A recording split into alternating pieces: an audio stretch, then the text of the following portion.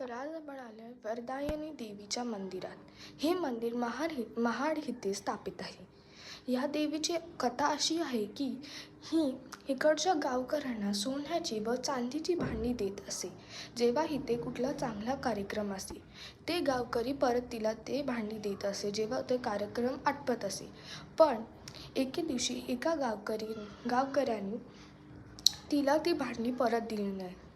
तिला क्रोध आला आणि तिने श्राप दिले की मी इथे एक बाळ म्हणजेच एका माशाच्या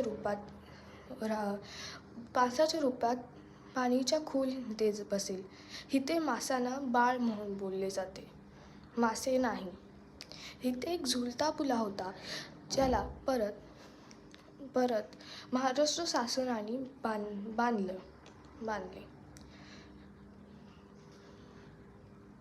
आणि ही नदी कधीच सुकत नाही.